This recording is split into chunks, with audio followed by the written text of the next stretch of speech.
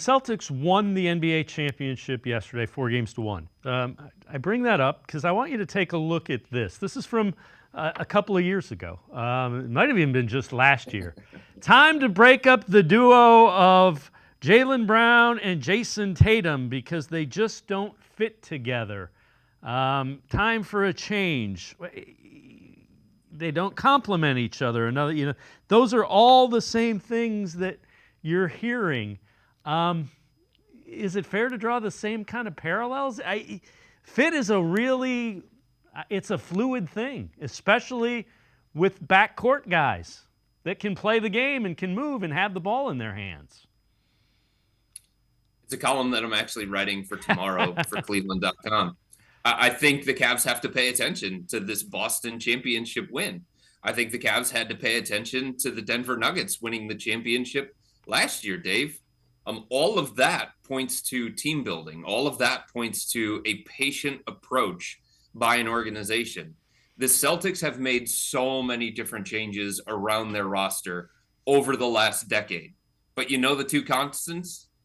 Jaylen Brown and Jayson Tatum. Despite that being the pairing that everybody said wasn't going to work, despite everybody saying that they were going to be better off apart, Jaylen Brown and Jayson Tatum determined that they were going to be at their most formidable, their most powerful together. And the Boston Celtics determined that, hey, we can change the coach, we can change the point guard, we can change the other pieces, but we cannot change those two guys. Because when you have two high-level players like that are capable of that, it's very, very risky to break them up. So let's see if we can find somebody that can get the most out of them. Let's see if those two guys can continue to evolve as players individually and from a team perspective as well.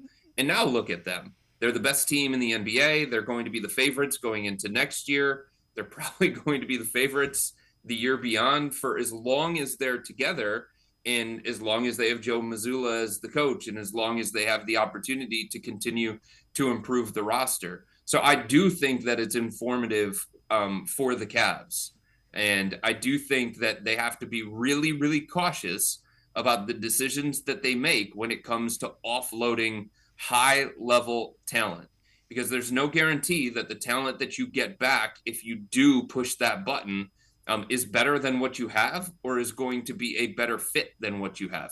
And for all the things that you want to say about Darius and Donovan and the fact that, it can be a wonky fit at times and they have overlapping skill sets. The numbers say that they are better together than they are apart. The numbers say that the Cavs are better with both of them together than they are when they are apart.